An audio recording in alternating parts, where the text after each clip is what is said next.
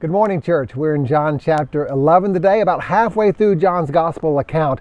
But really in chapter 12, we begin looking at the last few days of Jesus' earthly ministry. John spends an amazing amount of time exploring the crucial importance of those last few days. But in John chapter 11, he shares with us one of the great miracle stories in all the Bible, the resurrection of his friend Lazarus. I don't know about you, some people believe that resurrections must have been happening all over the place when Jesus was here on earth, but really there are only 3 recorded times in the Gospels where Jesus brought somebody back from the dead. Really only 10 times in all the Bible where dead people were brought back to life again. And while that's 10 more than you and I could ever bring about, it was not a common everyday experience. In fact, when people witnessed Jesus giving life to a dead body, they were shocked, they were amazed by that. They knew something supernatural was taking place. The story begins with Jesus' friend Lazarus, who's critically ill in the city of Bethany outside Jerusalem, and word is sent to Jesus, who is out of town, that he should hurry back home because his friend may be dying. But Jesus delays in his return, and when he does get back, Lazarus has already died.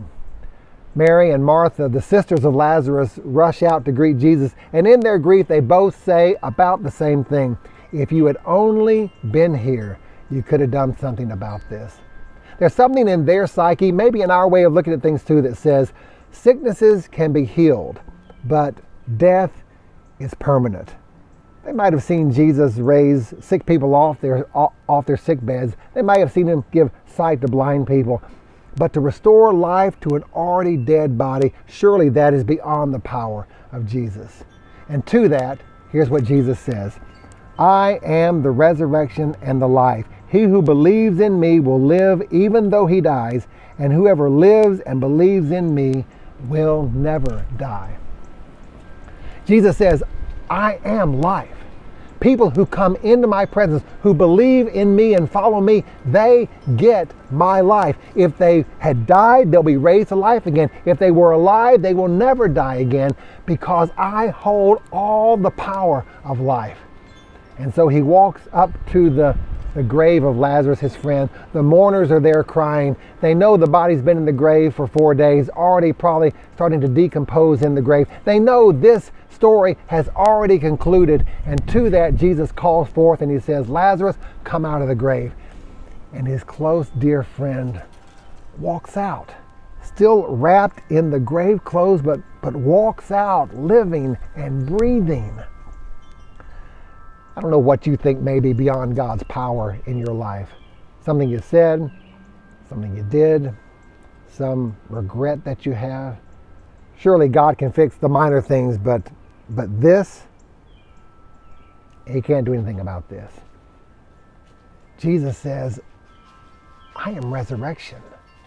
I am life. I raised Lazarus out of the grave. There's nothing beyond my power. I can make all things new. So Jesus asked one question to Mary and Martha, and that's the question maybe you and I should think about. When he says, I'm the resurrection and the life, he then asks this, do you believe this? He asked that question while Lazarus was still in the grave. Do you believe I can bring him out? Do you believe that Jesus can take care of what you've done, what you've said? In your guilt, in your shame, in your regret, do you believe that Jesus can make all things new?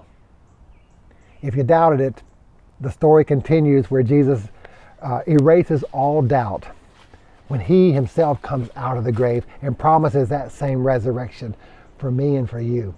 I'd love to hear your comments. Go to our Facebook page, make comments about this chapter.